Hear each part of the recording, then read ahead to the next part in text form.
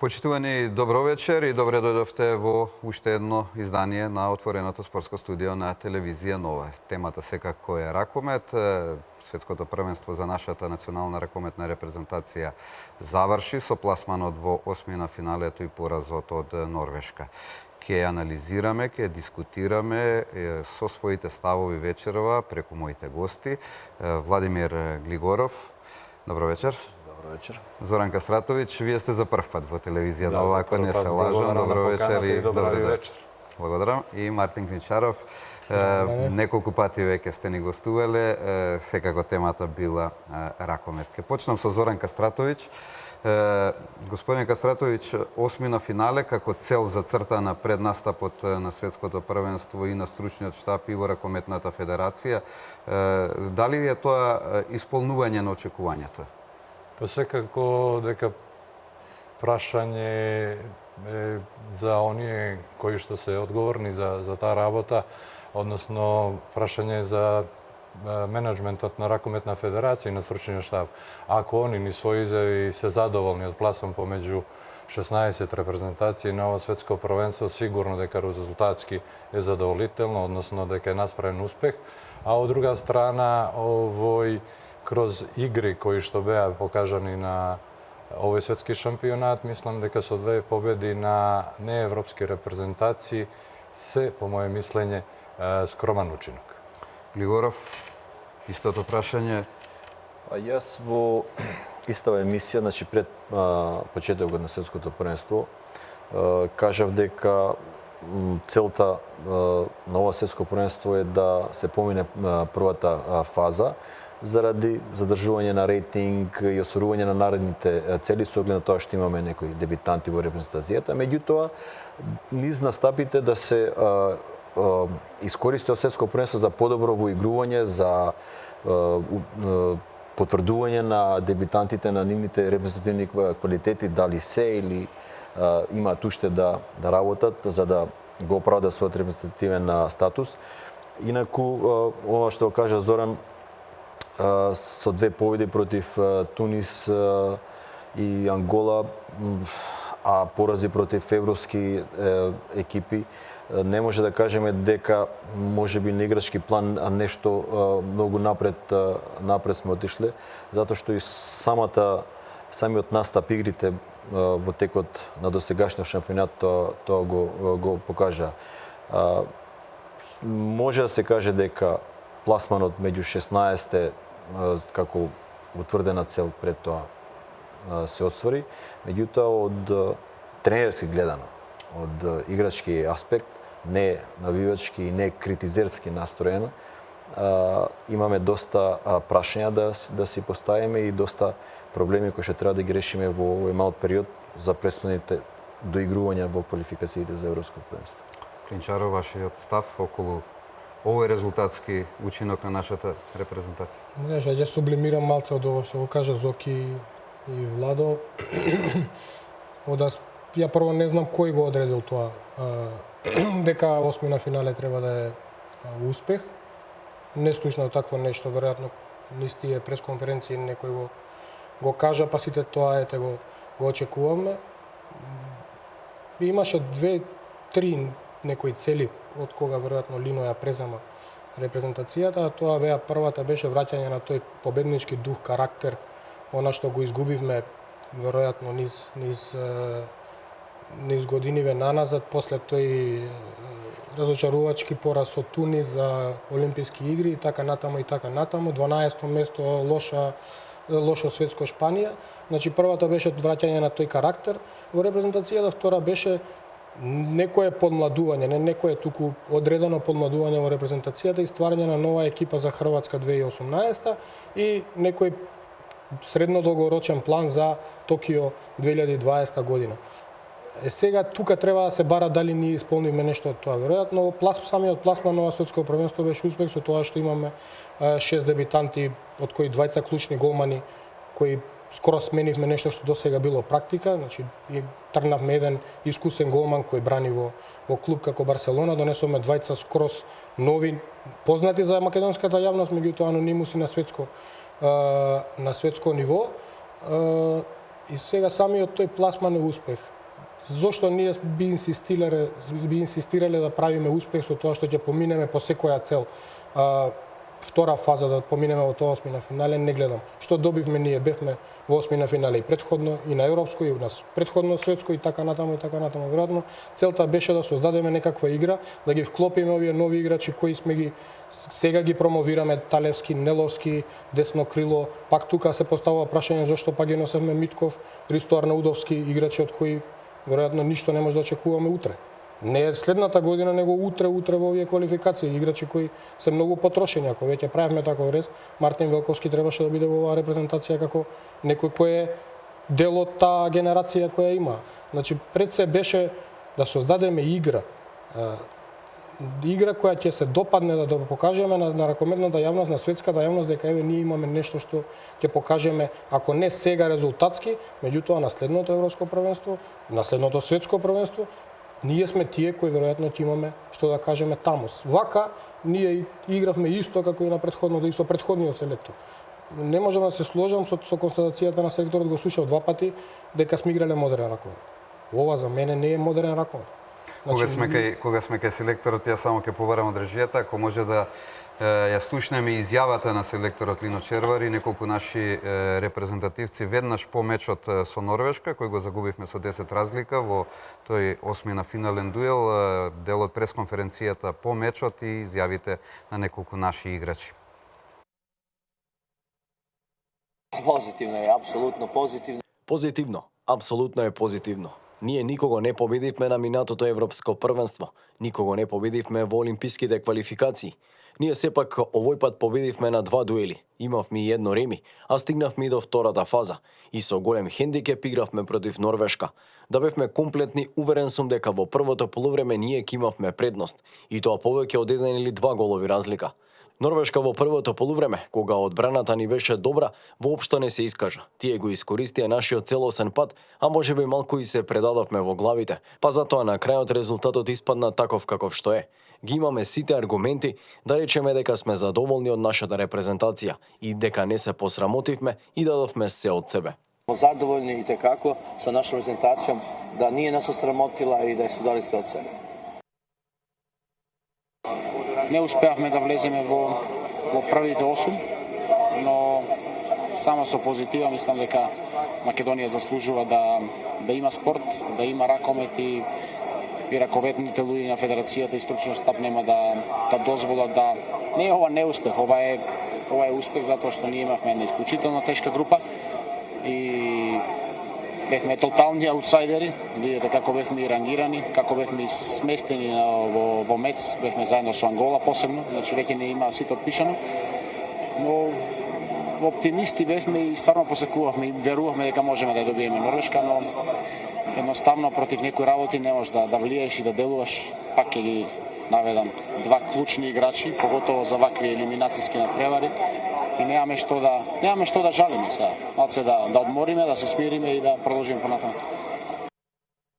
Да кажам дека ние остваривме таа цел што имавме зацртано од Македонија. Дојдовме да избегнеме Франција и да забележиме третото место во групата наша и да поминеме да влеземе во осми на финалето. Тука наидовме на скандинавска репрезентација каде што доста анализиравме, но можам да кажам дека изгоревме од желба. Тоа не е изговор, него можевме и моравме подобро да одиграме на овој надпревар. Ние младите доста потврливме каде што тука Миркуловски не беше на располагање, исто така Дејан Манасков каде што требаше да покриеме ние. Доста потврливме, не одигравме на тоа високо ниво, каде што дека ни биде ова поука да не се повтори за наредни големи надпреварувања. Ние игравме во првото полувреме, некако се држевме, но после на почетокот од второто полувреме паднавме и психички, и снема дисциплина во нашата игра, малце и физички, и они тоа го искористија и ја направија таа резултатска предност, што на крајот им беше доволна. Во првото полувреме имавме некои шанси, не ги искористивме, нивниот голман фати некои зицери, ние се боревме колку што можевме, но тоа е реалната слика сега моментално, пак ќе кажам заслужена победа за Норвешка. Мислам дека треба позитивно да гледаме на овој мундијал. Нашата првична цел беше осми на финале, остваривме. Има млади момци кои што во иднина ќе прикажуваат уште боле, подобри надпревари, така да само главата горе и ќе биде подобро.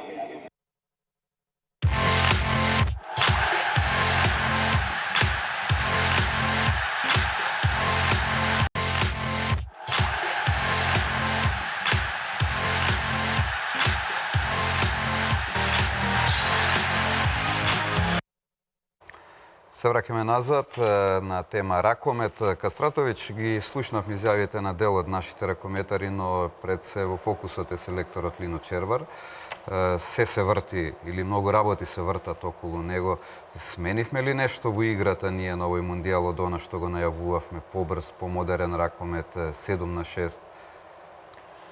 Ono što možem da kažem, дека ништо ново немаме видено за разлика од оно што се случуваше цела есен во Металур, освен што Другички ми се чини доби поголема минутажа него што имаше цела есен во матичен клуб. Сигурно е дека Македонија на ова светско првенство играше поразлично од порано. Од овие големи надпреварувања како што се европски и светски првенства, со сам факт што играше во позиционен напад 7-6. И то, ако можам слободно да кажам, повеќе од 90% време кога беше во прашање идентична ситуација. Вчера видовме 10 минути против Норвешка дека напаѓавме 6-6 и то одеше сосема коректно. Придобивки од тој начин на играње се релативни, пошто моје мислење е дека брз преносна топка, поголем број на вкрстување, игра 2 на 2 е нешто што можеме да го наречеме модерен ракомет. Систем на игра е направен да најверојатно да се добие во должина на трајање на позиционен напад, што повеќе да се троши време, пошто од статистика можеме да видиме дека Македонија, за разлика од порано, има помал број на напади, позициони напади во текот на 60 минути. Оно што е евидентно е да во таква ситуација доминантен како реализатор и како градител на игра беше Кирил Лазаров, кој што овој турнир го изигра, по моје мислење, одлично, рутинирано и пред се мудро, кога е во прашање таа фаза од игра, а оно што можам да приметам дека таков системи, односно стил на игра во позиционен напад, одговара на играчи кои што игра на позиција пикер.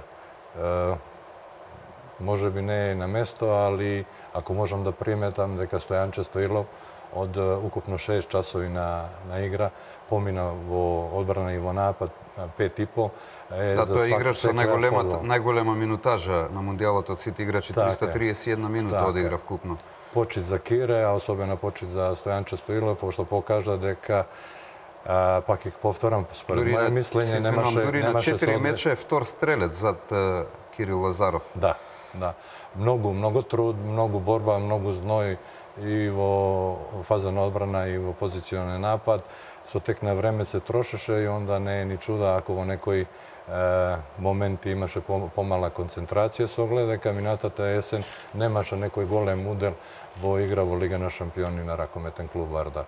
Оно што е за мене исто така евидентно е дека млади играчи кои што беа однесени на ово светско првенство игра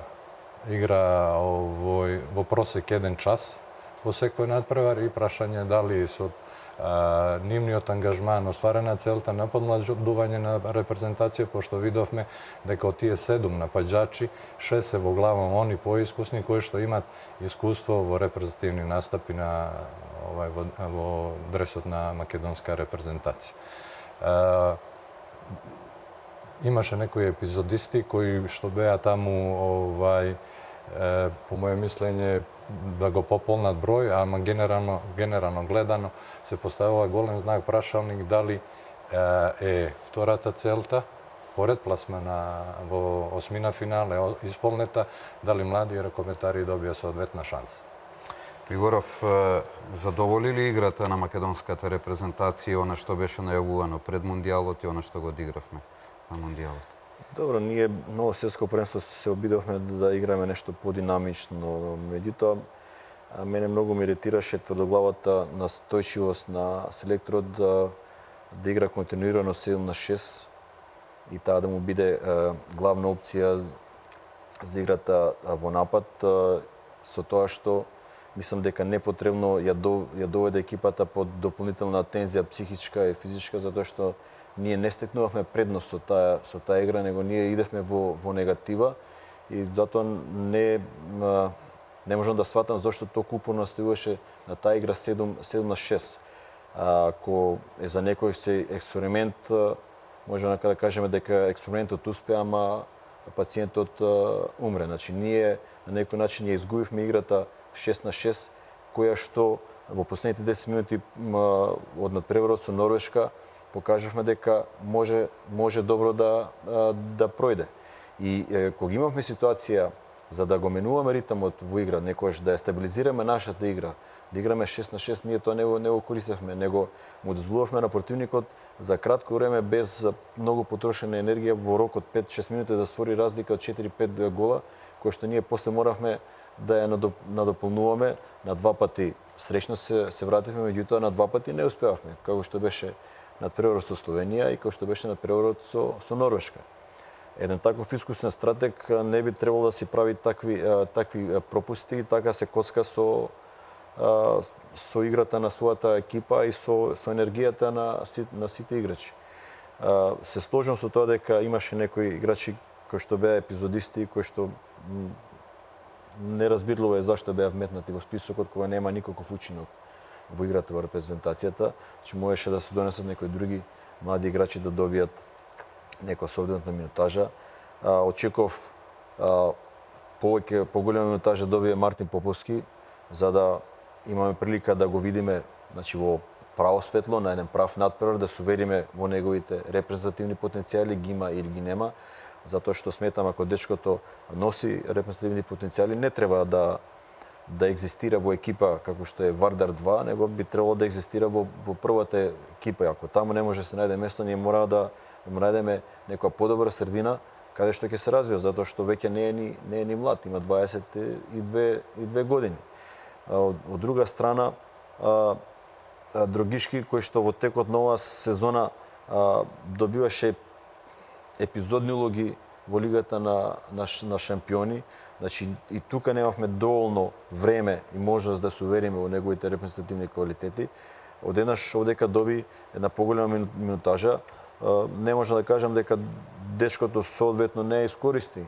Меѓутоа, многу подобро ќе беше ако во тие јаки надпревари во СЕХА лигата и во лигата на шампиони имаше поголема минутажа, па можеби ќе беше многу поискусен и подобро спремен да одговори на својата задача на ново светско првенство.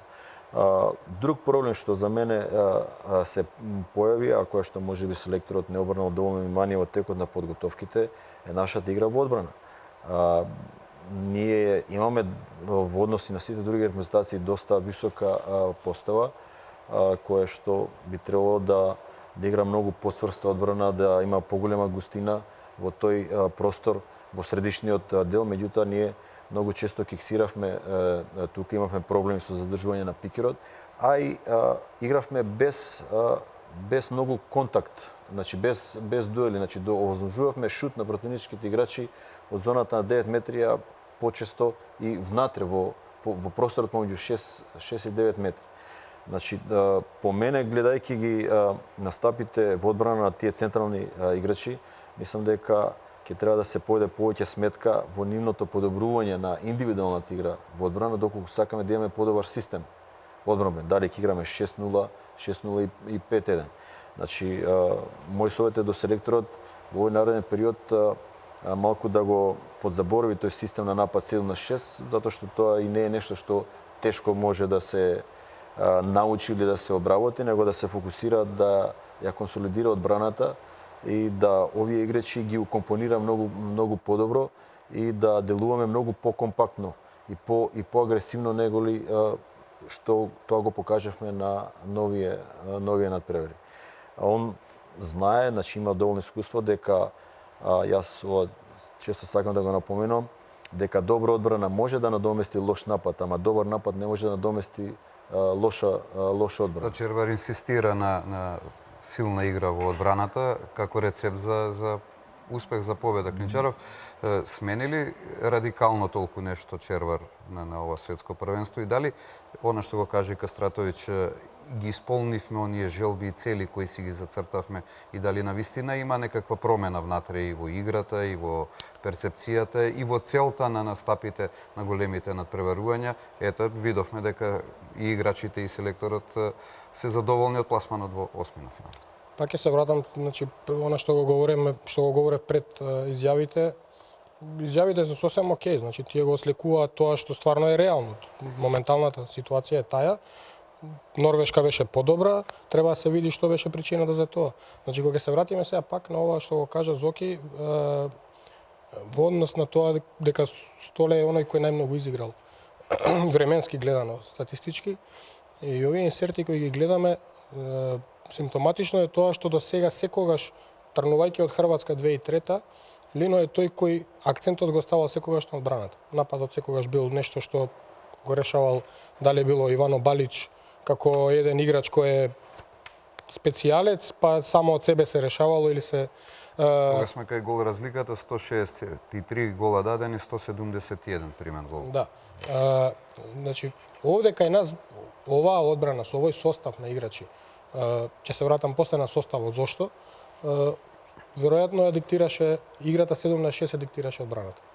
Затоа ги имавме и Столе Стоилов и Никола Марковски во исто време и во одбрана и во напад.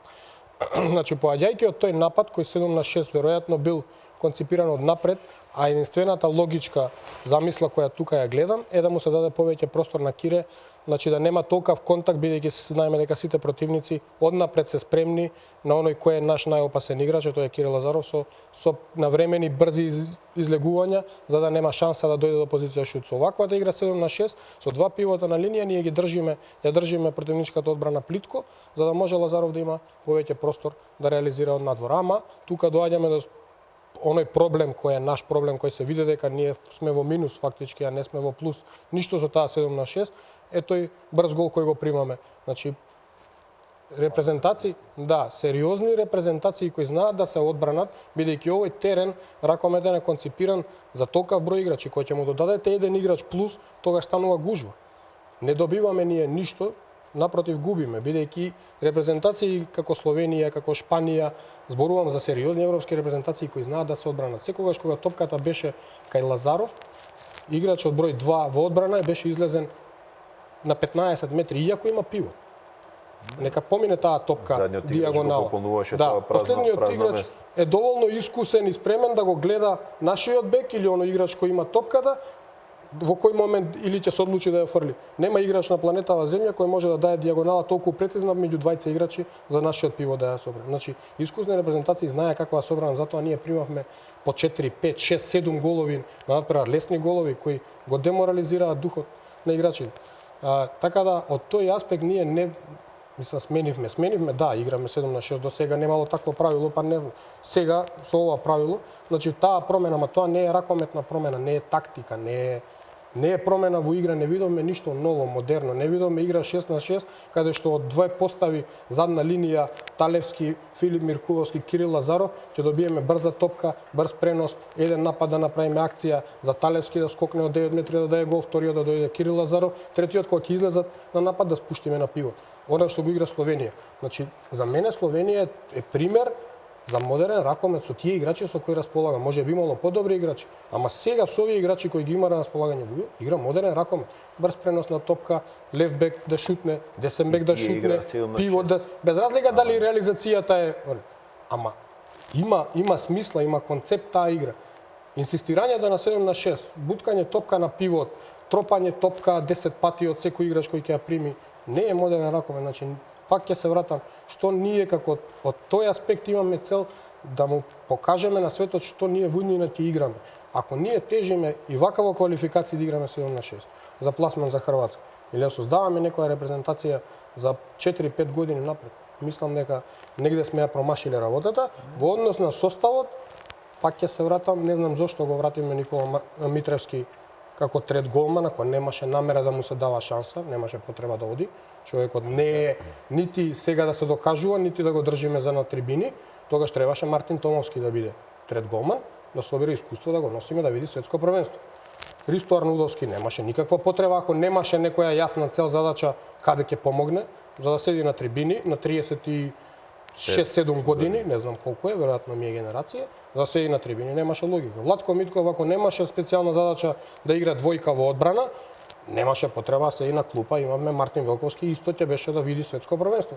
Значи тие се некои суштински работи, Другишки исто така кој не добиваше. Дали навистина ние ја подмладивме репрезентацијата на ова светско првенство? Дали навистина младите добија Кастратовиќ добра шанса? Па сигурно е дека одреден број на тие млади играчи има прилика за прв пат да се сретнат со едно големо надпреварување. Прашање само дали тоа беше преголем залак за нив, пошто и они во своите изјави кажува дека добивме шанса, а не ја исполнивме. Ние најмлади бевме под нивото или под реномето на овие повозрасти. Најдобро е да погледнете просек на година и на прва постава, се ќе ви биде јасно. Да. Ако Македонија оди со дебитант на гол со 38 години, прашање што правеа оние селектори пред овој сегашниот и прашање дали алтернатива треба да биде 30 годишен голман како дебитант повторно на едно големо надпреварување без некое интернационално искуство. Пак ќе кажам да не биде се тако црно, репрезентативци се покажа голем ниво на пожртвување, голем ниво на борба во одредени моменти кога противник имаше и негатива од повеќе голови разлика, се покажа психолошка стабилност.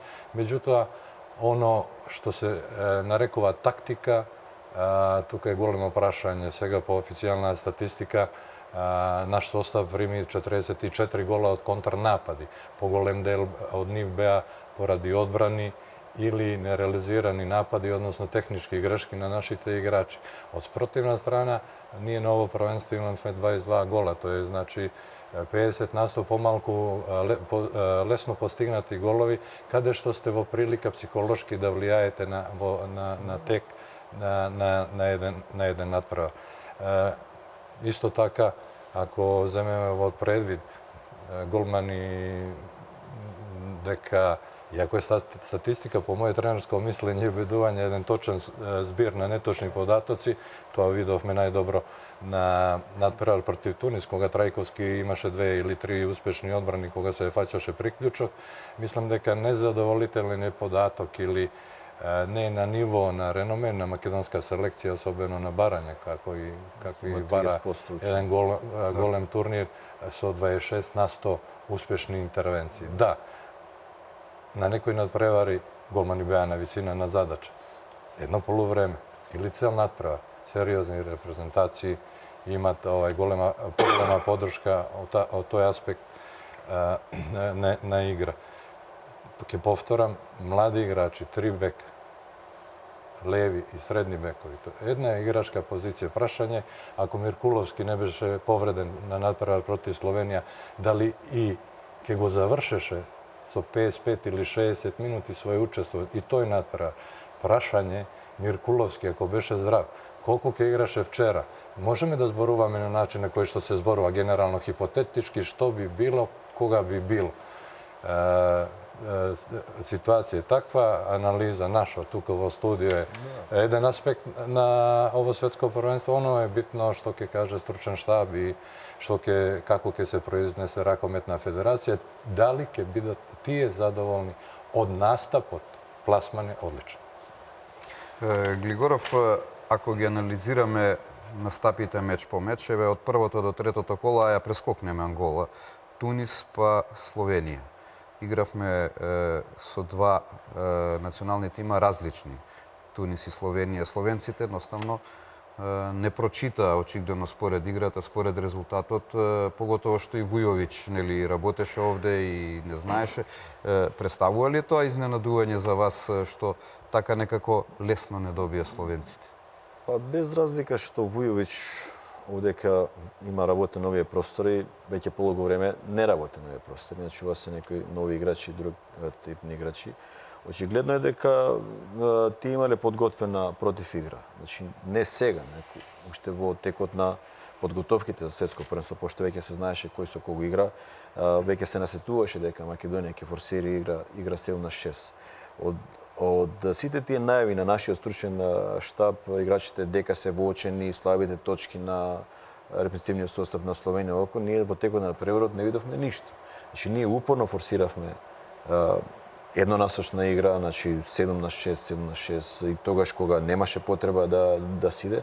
Фактички не ги доведовме словенците во ситуација да видиме дали стварно имаат слаби точки. Едноставно за многу краток период го возможивме да направи 5 разлика 6, која што ни после во текот на сите 60 минути рутинерски ја одигра.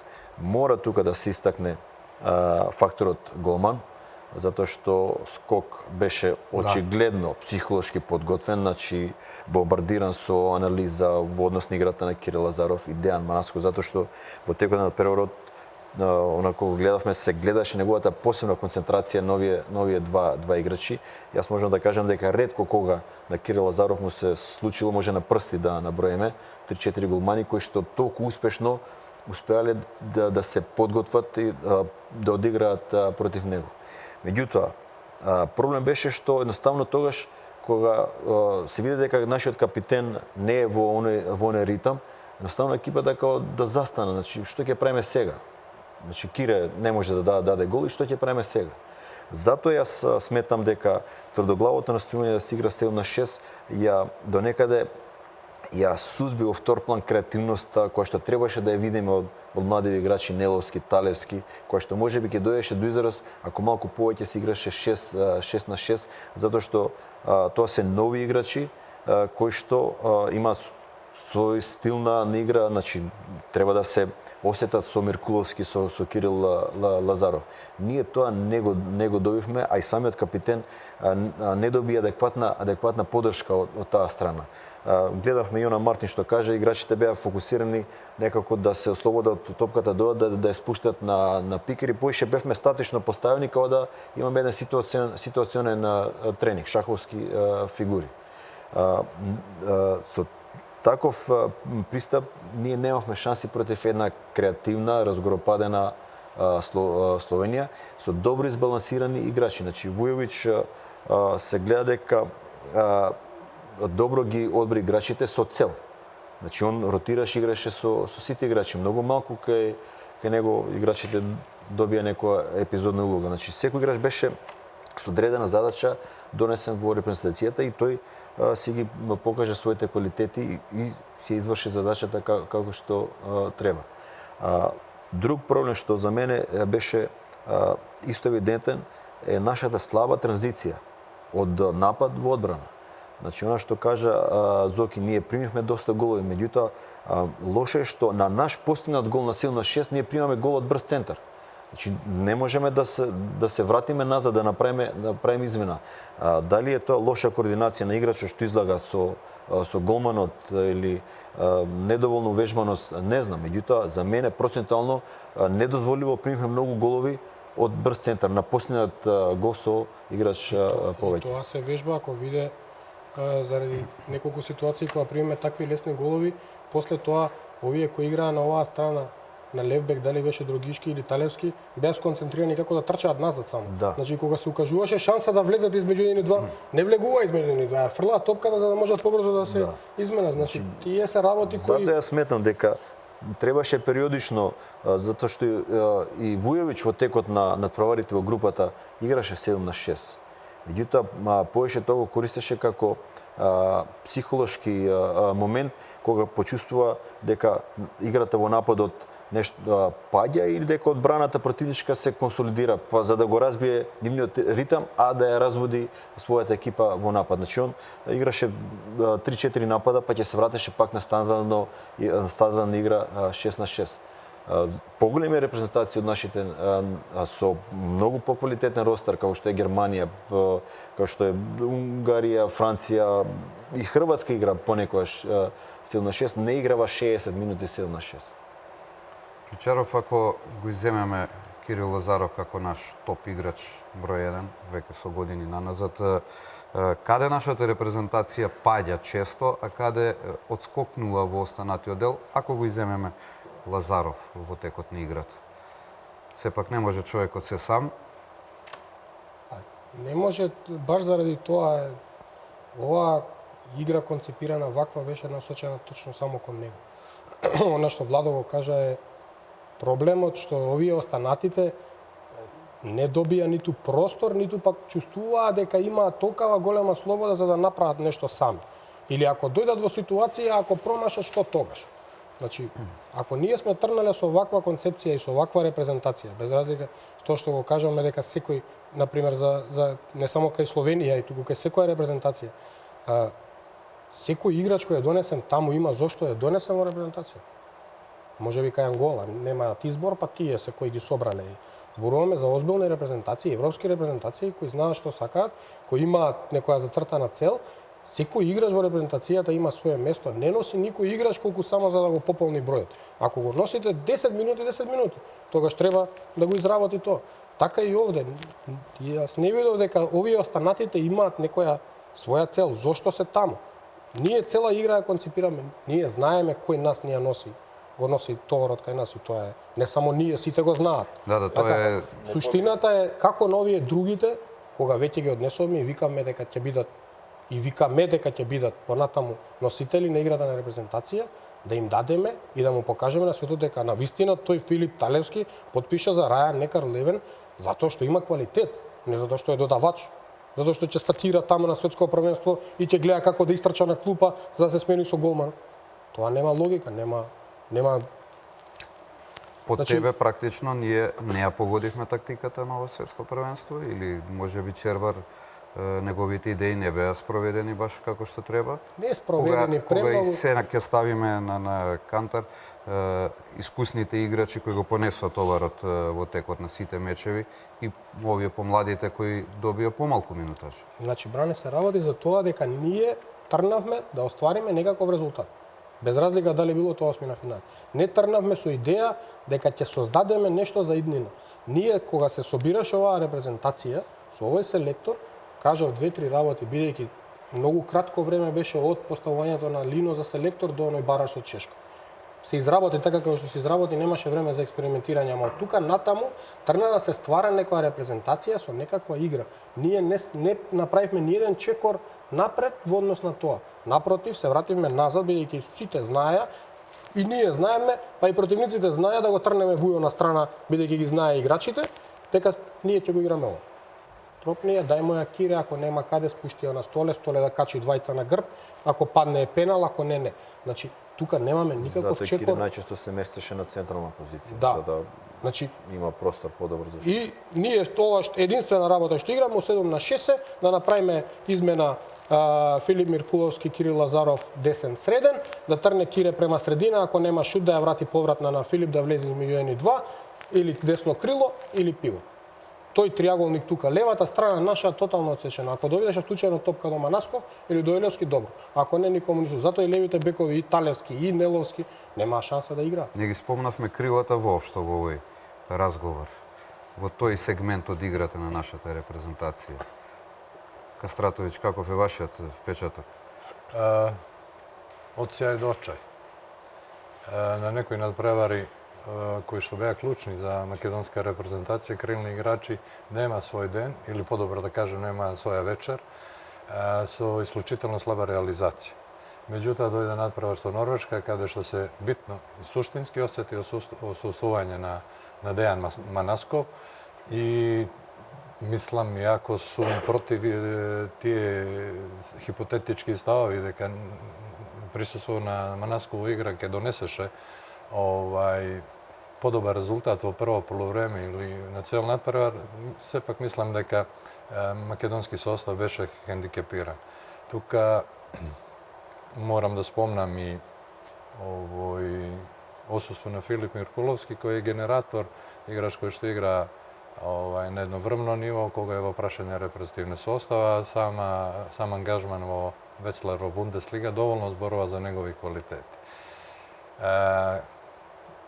Мислам дека иако доби шанса во најбитен надпревар на цело светско првенство, Гоце Ојлевски не покажа ниво на репрезентативно ниво, а кога зборуваме за Ѓорѓевски, Георгиевски, тогаш можам да кажам дека он најмногу осцилираш. Има осцилирано, потврдена битни надпревари, еден од тие два беше вчерашен, кога во прво полувреме имаше исклучително слаба реализација. Оно што заборави преска да кажаме следново дека тој состав во позиционен напад, таков како што е концепиран, апсолутно се слагам тука сложувам со Мартин, направи голем број на технички грешки. И поред известни создавање на известни зицер позиции каде што голмани на противници беа доминантни во однос на наши реализатори, па постигнуваа голови на празен гол или особено овој детал после изведување на брз центар. Мислам дека овие технички грешки 10, малку повеќе од 10 во просек на секој надпревар беа една од главните причини за одлепување на противници во одредени делови или сегменти од надпреварот. Особено оној вчерашен кога рака на срце сите игра по 60 минути, така? Ние игравме со 7 играчи 5 пати по 60 минути и то се два крила, два пикера се 4, Лазаров и Миркуловски се 6 и еден левбек. Без разлика како презиме има на адрес. Така? Тој левбек или еден од пикерите беше менјаван во одбрана со Марковски. Може би е то причина за две несакани повреди со Исланд, преоптоварување, особено ако земеме во предвид минутажа што ја има во претходните средби и Миркуловски и Манасков. Една, по моје мислење, релативно негативна слика, да завршам, кога се во прашање крилни играчи, особено новие побитни средби. Игоров, го издржавме ли тој физички товар надополнет со психолошкиот, бидејќи ајде ја исполнивме целта, го победивме Тунис и Ангола, со сплет на околностите ни требаше уште еден бод, нели, од претходно планираното. Да. Ако пред светското првенство планиравме дека со 2 победи сигурно сме четврти, дојдовме во ситуација да бараме уште еден бод, го освоивме преку мечот со Исланд, дојдовме дури нели до третата позиција, па избегнавме Франција, меѓутоа алиби ли е тоа дека одевме на игра која ќе ни донесе и бодови кои ќе ни донесат да избегнеме Франција, затоа што Норвешка е послаб противник. И имаше ли тука послаб противник, мислам, меѓу Норвешка и Франција, секако Франција? Па не може се каже после противник, затоа што и Франција се намачи со Норвешка.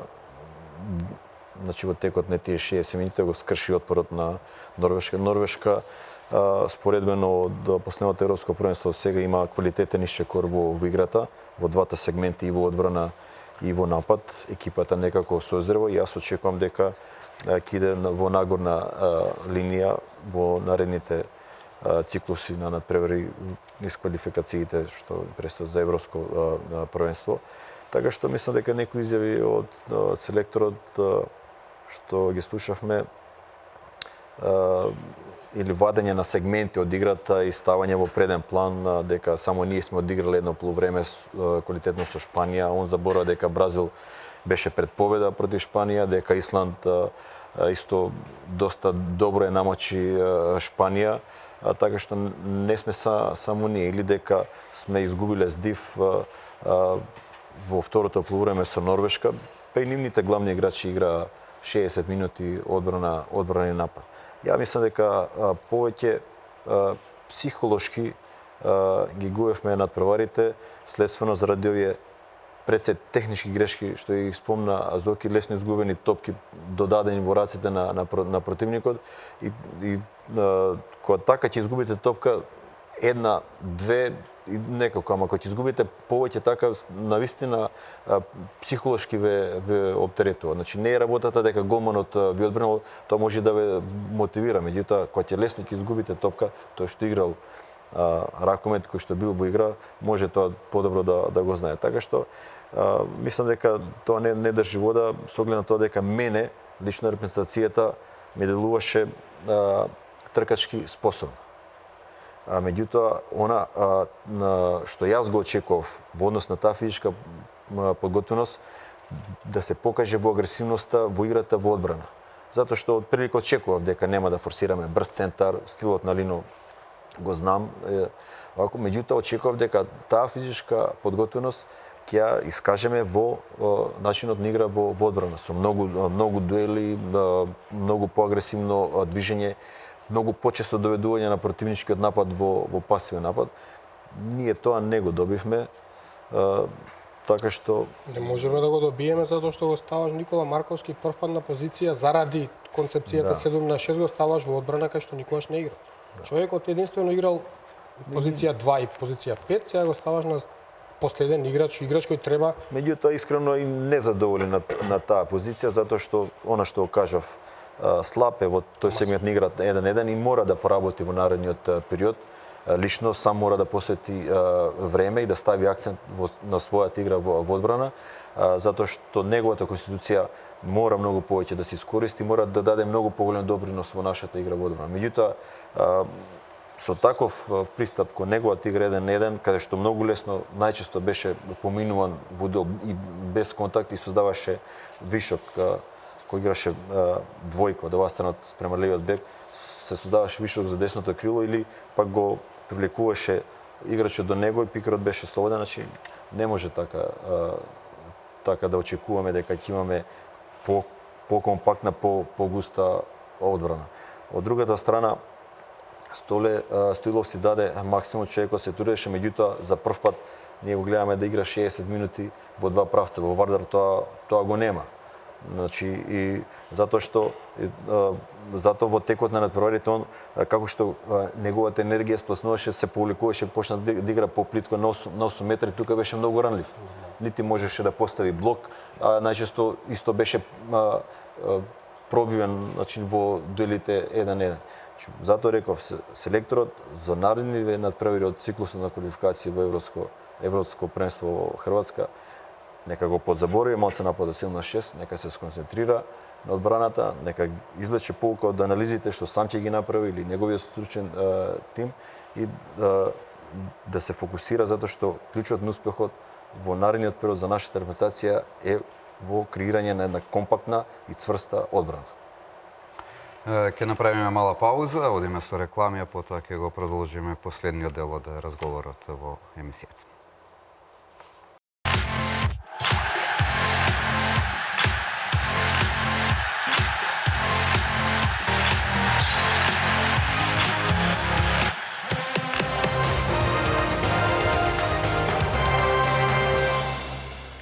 Продолжуваме со последните минути од емисијата. Клинчаров, пативме доста критики, пофалби и посочивме она што и недостасува на репрезентацијата. Сепак и не треба да сме до толку незадоволни. Пласман во осмина финалето не е мала работа. Едноставно во овој разговор се обидуваме да детектираме што треба да направиме, што не сме направили. Не, воопшто не сме незадоволни ние. Значи да се разбереме, ова го правиме муабетов од некоја стручна гледна точка, што сега тоа и кај јавноста е мал проблем. Знаеш, секое првенство кај нас од тргање со преголеми очекувања, па паѓаме како се трескаме од земја и одма се удира на плукање. Разговараме стручно што мислиме ние од надвор дека фалело и дека требало да се подобри. Значи воопшто не станува збор. Јас и на почетокот кажав и претходните денови дека самиот пласман на ваква репрезентација успех што треба да се коригира е она што разговараме и треба она што сакам да го кажам и претходно, она што Владо го кажа за анализата дека сега треба да се направи за за продолжеток на квалификациите за Хрватска. Имаме два надпревари Исланд, имаме Чешка дома, имаме Украина гости, што воопшто нема да биде лесно. Го видовме Исланд како функционира, видовме таа Украина дека можеби на прв поглед изгледа малце шашаво, ама не е репрезентација за подценување. Чешка играме за кратко време 3 надпревари, видовме како поминавме 2 пати таму. Значи, она што треба и да бидеме искрени да го кажеме е тоа што пред почетокот на овој циклус го бараше Лино, а тоа е стручен штаб, она што он вика стручен стожер од измеѓу 16 и 20 луѓе. И мора да кажам дека одредени луѓе, дали медиуми, дали ракометни работници му се смее. Му се смеја, го правиат човекот улав. Значи, тоа Лино не го измислил, не му текнало сега дека му требаат 16 луѓе така, Не, тоа Лино го постави 2003 година, Хрватска не стана 2003 година случајно светски шампион. Тие само година дена пред тоа во Шведска беа последни на европско првенство. Истите тие играчи, истиот тој Ивано Балич, истиот Перо Метледжи, беа последни во Шведска на европско првенство за 2003 година дена после тоа да станат светски шампиони во Португалија. Значи тоа не стана случајно. Тој имаше таму и го постави тој систем и тој систем функционира до ден денеска. И така функционираат и французите, така функционираат и словенците, така функционираат шпанците, така функционираат сите сериозни репрезентации, затоа што имаат луѓе, тим позади селекторот кој анализира, дали е тоа медицински тим, дали луѓе кои снимаат, сечат елементи, дали прават ситуации за голман, па голманите ги гледаат во сова, дали прават ситуации кои кај треба да нападне за секој следен противник. Значи тоа се луѓе, тоа го по суштина е тој тим од 16 до 20 луѓе. Ние отидовме таму со тројца. Лино, помошник, спортски директор. Нашите доктори дојдоа 3 дена откако почна светското првенство и друг никој. Ние не може да се надеваме на озбилна репрезентација. Ова што го гледаме на терен е да, ама се тоа позади сите тие детали го формираат она што во суштина треба и како треба да функционира. Не може да очекувате вие нормална репрезентација да се регенерира после надпревар со Шпанија, кој почнува во 8:45, завршува во 10:15, а утре ден играте со Исланд во 5:45. Помалку од 24 часа, да бидат играчите спремни со еден физиотерапевт на светско првенство. Таму има 16 играчи. Кого попрво тој да измасира? Кого попрво да спреми? Кој попрво треба да се загрее другиот ден? Тоа сите тие детали не се гледаат на камера, не се гледаат на телевизија, ама сите тие што биле дел од репрезентација на резултатот. Се рефлектираат во позадина. И во Маврово носеше плюс некои колеги да тренери, меѓутоа Тие работеа, Владо. Па тие јас работеа. се прочитав изјавата на Пепи, не му беше јасно зашто бил повикан таму. Значи Тоа е друга ситуација, ама јас бев не нонстоп, бев присутен таму и тие работеа. Физичката спрема и припремите во Маврово помина, можам да кажам, тренери да. Може си извршиле својата задача. Меѓутоа, од другиве што беа, значи која прочитав изјавата на Пепе, во што ја и се сомневав, познајќи го дека Лино отидел, он сам ќе работи. Она што јас го видов не беше така. Не беше Зборувам за систем, за логистика на луѓе кои се присутни да. таму околу репрезентацијата секој ден кој треба секој да си ја сработи својата задача. Тоа да. Значи од тоа тој аспект ни недостасували, секогаш бил Значи, проблем. ние носиме Односно, туристи. Физиотерапеути, Да. така работи. Федерација носи туристи таму, 5 души, 10 души другари ќе се шетаат, ама она што треба на репрезентација што е битно, за тие играчи нема да го носи. Значи, од тој аспект треба да се подобриме. Тука треба акцентот да се стави ако сакаме сериозни резултати. Све ова останато тактички, да, ќе разговараме, меѓутоа и логистиката мора да биде многу подобра. Далеку дека треба да бидеме незадоволни. Пак викам, што беше суштината, што ние со се Имавме спремавме. многу осцилации во играта, успони и падови, ни правеа противниците 4-1, 5-1, па се враќавме. Тоа е заради тоа што едните исти играчи ги форсираме 60 минути. Концепцијата е, гледайте, разговорот мој после оној надпревар со Шпанија, каде што во една ситуација 50 минута Никола Марковски имаше ситуација да даде гол од на десна страна кон десно крило не можеше човекот да стане. Не можеше да стане од 6 метри за да истрча назад да се врати во одбрана. Тоа покажува колку на 5 надпревари ние сме ги потрошиле. Кога веќе правите концепција 7 на 6, мора да имате тројца пивоти. Па сите тие барем по 10 минути да седнат на клупа, да одморат, да земат воздух. Ако веќе ги трошите одбрана напад, посебно кога се работи за играчи како Столе и како Никола Марковски, Столе кој не играл последниве 5-6 години, нити во Вардар таква улога да трча цело време натаму наму, нити пак има таков играч на земјинава топка кој може 60 минути 5 надпревари да трча натаму наму и да носи на себе на грб 5 души. Заради тоа се тие осцилации цело време, затоа што колку и да сме физички спремни, а бевме физички спремни, тоа што Владо го каже и го потврдува, меѓутоа не може ваков систем на надпревари од ден во ден да се игра нонстоп со истите тие играчи. Ако веќе носиме 16, треба секој да си ја изработи својата улога без разлика. Да, обично, еве, Зоран, во јавноста барем има мислење дека тешко ги издржуваме овие турнирски системи на надпревари кога во краток период имаме голем број на мечеви и физички, психички, тактички. Не сум човек на кој што медии влијаат, дали печатени, електронски, на негово размислување, али не можам да се a da ne se navrata na toj podgotvitelен period kada se, što se spremaše pancir odbrana so pancir prsluci, a u toj domen befme, po mojem mišljenju, skromni. Ne znam da li ke se složite sa mene. Ono što naš sostav pokaža na ovoj svetski šampionat je da na ovije 7 nema soodvetni zamjeni. Vo taktički, vo tehnički del. S ogled deka jedan vrven rakometar treba pred sve da poseduva vrvna tehnika. Za da igrate i vo fazan odbrana i vo fazan napad. Ako nemate vrvna tehnika, vi možete da bidete 2,5 metra. Prašanje da li možete da ga ispolnite taktički uslovno. Rezultat napraven, sam plasman na ovo svetsko prvenstvo je golem uspeh za Makedonija i za nekoj zemlji od okružovanja, to je moje mišljenje. Plasman pomeđu 16 je čekor poveki. Ja bi se zaprašal samo jedno prašanje. A što ako ne Kira? Da li ke zboruvame Дали воопшто ќе можеме да дојдеме до Мундијал или до Дали ке зборуваме за некои млади ракометари, дали ке зборуваме за некои резултатски успеси, дали ке зборуваме за евентуални пласмани на тие големи надпреварувања. Се покажа со тек на време дека на таа позиција Македонија како ракометна нација нема соодветно решение, а да други играчи кои што настапуваат за дреж со државен грб во своји матични клубови немат улога на носители на игра. Тој е голем проблем. Од тој проблем се создава преголем замор во континуитет кога настапувате на големи надпреварувања. Вие ако сте играч за 10-15 минути во вашиот матичен клуб, сигурно да не можете да издржите 45, 50, 60 минути на овако големи надпреварувања. Преку еден ден или врзани 2 меча. Нема шанса да преврат, тој е сосем поинако од тренингот.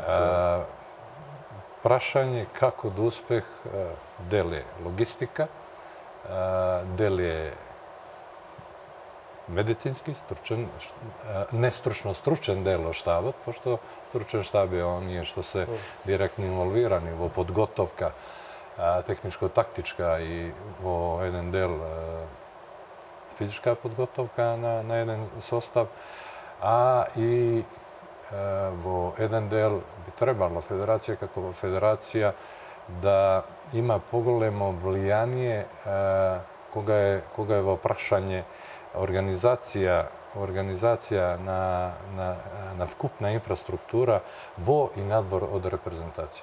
Би сакал да играчи кои што настапуваат за репрезентација најдат соодветни професионални ангажмани, да играат на повисоко ниво у врвни европски клубови и овој турнир покажува дека на тоа ниво сега за жал може да игра Килер Лазаров кој со години игра на тоа рамниште кога е во прашање клубски ракомет. Пред крајот уште четвртфиналните двојки се речиси комплетирани. Очекуваме само меѓу Хрватска и Египет во моментов додека разговараме, го немаме резултатот. Франција, Шведска, пота Словенија, Катар и Норвешка, Унгарија до сега се четвртфиналните двојки. Владо, еве твоја оценка како би можело да се одвива Мундијалот до крај? Имаше така да кажеме својден ракометен земјотрес, затоа што два фаворити кои беа уште пред почетокот на првенството на хартија, Данска и Германија, неочекувано отпадна од игра. Јас реално, искрено за Германија не очекував. За Данска и Унгарија имав знак прашалник од проста причина што за мене Унгарија не одигра толку слабо во својата група со оглед на позицијата која имаше, а и со квалитетот на играчите што ги има во својот состав. Така што сега во корен некако се менуваат работите во однос на дуелот Франција-Шведска, иако Шведска ново првенство е доста разгоропадена, значи таа репрезентација која што почна да ја формира, да ја реконструира пред 2-3 години, веќе доби една играчка зрелост, почна да го покаже својот квалитет, потенцијал. и нормално предноста е на страната на Франција. Ќе биде, за мене ќе биде овој интересен надпревар меѓу Словенија и Катар. Гледано сега вака некако можеби двете репрезентации си даваат 50-50 во овој надпревар. Јас мала предност би дал на Словенија со оглед на играта што ја поседува и ростерот на играчи. Мислам дека е на чекор да направи еден свој историски резултат. Мислам дека до сега нема пласман во полуфинале на светско првенство. Знам дека играше финале европско. Словенија. Словенија имаше едно сериозно полуфинале у Шпанија. Загуби од Хрватска за трето место. Да, значи ќе го повтори тој резултат, така што мислам дека тој надпревар ќе биде интересен за гледање. Од стручна анализа Клинчаров. Види, она што се го видовме до сега, Франција по мене и затоа што е домаќин и затоа што со години веројатно го игра ова што го игра и начинот на кој го игра, тој цврст ракомет, можеби на линија на груп, во одбрана, нападачки, покрај Караватич сега, видовме дека имаат уште 2-3 солуции. Мислам дека се изразит фаворит и нема да дозволат, барем не дома, да го изгубат ова првенство и да ја заокружат таа, да кажам, декада на владење на играчи, па и да ги пензионираат со светска титула и Омејер и Нарцис, веројатно, затоа што имаат играчи кои можат да играат. Сум изненаден што Акамбре повторно не добива своја минутажа, веројатно затоа што и во ПСЖ ја нема оваа полусезона, па е малку во втор план. По другиве двојки денеска, да, Германија, веројатно Катар Германија изненадува, затоа што Катар не покажа веројатно ништо сериозно до сега, до овој надпревар денеска, а од друга страна пак Валеро Ривера е еден искусен тренер кој многу добро го познава ракометот. Веројатно германците денеска изгубија, ја го гледав предпазливо надпреварот, изгубија само заради својата ароганција, затоа што ова му е последно светско првенство на Дагур, затоа што после ова оди во Јапонија 2020 и она што го направи на европско првенство веројатно добро го материализираше, меѓутоа многу почна да се чувствува таа ароганција и кај ракометарите и кај него пред се, затоа што реагира на секоја одлука, реагира на секоја сомнителна топка, премногу, веројатно веднаш многу лесно стана некоја голема велесила, иако ги немаше 10 години претходно на ракометната карта. И само заради тоа го изгуби денеска надпреварот, заради ништо друго, иако Германија имаше, Волф имаше 19-20 одбрани, а тие постигнаа само 19-20 гола. 20 гола, 22-20, што доволно говори за тоа колку нападачки тие многу лошо го одигране надпреварот. За Унгарија не можам да кажам дека е изненадување, затоа што данците исто така, освен она што Владо го спомна за Шведска, и тој начин и тој систем на игра кој си го негуваат скандинавски со години, кај данците можем да примериме да некоја светско првенство некако се враќаат назад. Не знам зашто, на што се сведува тоа, веројатно заради тоа што му се дава на Хансен таа лидерска улога која тој ја има, а и тоа го гледам кроз неговите настапи во ПСЖ, почна да е замисливо да скандинавски тип и тој да ја тропа топката, некако балкански да се однесува, знаеш, све да зависи од него, да ја држи, да мафта, да ја проигрува. Така што мислам дека малце во тој сегмент одат назад во она што данците сме навикнали да ги гледаме, со тој брз проток на игра, брза промена на правец, вишок кон крила. И така да не знам дали изненадување тоа денеска во Унгарија, иако маđарите воопшто нешто сериозно и беа четврти во група, многу лошо одигра. Не знам колку со Сабате како селектор и како тренер на Веспрем мисла дека би можеле, и затоа што не видовме ништо. Веспрем игра многу лошо, гледајќи вака целокупно во европски како гигант кој се стреми да биде во врвот на европскиот ракомет. Репрезентацијата исто така. Имаат добар состав унгарците. Имаат добар состав, ама не играат ништо затоа што не знам дали е таа концепција. Не мора да значи па и дека нема да успее. Не мора да значи дека ова денеска се должи на тоа што се врати Надж од повреда, не изигра ништо нападачки, не допринесе со голови, меѓутоа допринесе во одбрана, веројатно мотивацијски влијаеше на екипата. Миклер си ја одработи она што требаше и изненадување Часар кој се врати на голема врата во репрезентација, кој го отпишаа сите, и оној после она неуспешна авантура во ПСЖ кај што беше тотално деградиран, за мене одличен среден играч кој може многу да придонесе и денеска покажа дека може да ја разигрува Може би многу добро. погрешна одлука да оди во таква средина. И затоа Така да мислам дека горе-доле Јас би двојки не му се тие. оставил сега уште малку време на Кастратовиќ. Еве, ги гледаме според информациите кои ги добивам од режија, Хрватска води убедливо против Египет. Значи, 14-11, не се исплашија од тепање на египчаните. Сега нешто смалиле 14-11 за Хрватска, значи можно е Хрватска да вкрсти со Шпанија. Да. Еве, ако го претпоставиме тоа како така, две земји од поранешна Југославија, Словенија и Хрватска би биле во четвртфиналето, Македонија е осмина финалист. За кого вие навивате на светското првенство и од еден стручен аспект и Па прво да го оставиме ово уште цело полувреме, мислам дека Да. Хрватска, пошто видовме на претходните надправари, многу чудни работи се случува. па и на Катар, Германија. Така е. 5 разлики за Катар, една цврста игра во одбрана. Ке покаже и ово светско првенство, како и секој голем турнир, дека снага на сериозни репрезентации не е во позиционен напад, него во цврста одбрана, подпомогната со изваредна рола на голманите. А ако немате одбрана, onda сигурно не можете да сметате на некој сериозен резултат. Вчера требаше вечер да се деси уште едно чудо. Бразил беше подобар од репрезентација на Шпанија и само благодарајќи на некои собствени технички грешки на крај од надпреварот загубија пласман во 8 најдобри екипи на свет. Денес бев пред телевизорот и ги следев овие надпревари со исклучок на Шведска и Белорусија. За Белорусија сметам дека не и беше место таму, дека изигра еден чуден надпревар завчера со Унгарија. Дали Унгарија бараше соодветен противник или ги одмараше играчи, али тоа е во домен на некои други анализи. Унгарија денес беше екипа која што апсолутно заслужи победа со изваредна рола на Миклер, голман на Веспрем и многу цврста и ангажирана одбрана 6-0, каде што млади играчи на унгарската репрезентација дадоа особен придонес, а тоа се играчи родени 94-то, 5-то, 6-то, Лихвари, Бодо, Банхиди и така во двата правца. Мислам дека сепак им влегува во ритам данци.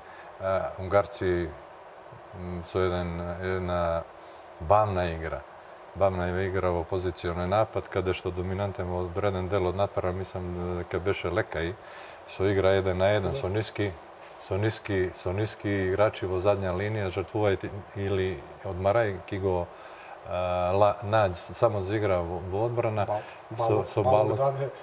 Сериозни голови на одбрана која... Со Балок, со Зуба и на место на Пикер во прво полувреме и само еден висок играч, тоа е левбек Бодо или Джамал, кои дадоа голем придонес на тој успех, направија исчекор во 8 најдобри екипи сосема заслужено. По моје мислење, секој друг резултат на денешна средба Унгарија-Данска ќе беше нефер.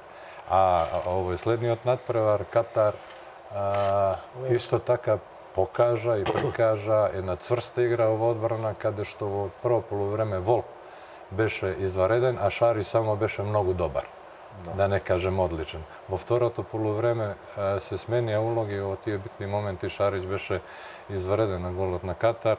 Катар повторно со една бавна, дисциплинирана, декадентна ракометна игра во позиционен напад, користеше секоја грешка на германци кои не покажа денес германска дисциплина, особено во фаза на позиционен напад, каде што направија неброј. Зарива германската машина. Зарива, али неверојатно, на 12-13, можеби дури 15 технички грешки направија од една проста причина што нема оно трпение и така натаму. Мислам дека без разлика што Катар не настапува без некои бели играчи, со само двајца, со Шарич и со Рони, од французин, покажа квалитет и за разлика од оној нивниот пласман на четврто место во група, со пласман помеѓу 8 екипи направија голем успех. Ви благодарам за гостувањето, за одвоеното време. Има уште една недела добар врвен ракомет на светското првенство и очекуваме добри надпревари. Благодарам уште еднаш. Благодарам на поканата. Почитувани, тоа беше се во ова издание на Отвореното студио. Станете на фреквенцијата на телевизија Нова, следуваат најновите вести од земјата и од светот, секако и спортските информации веднаш потоа.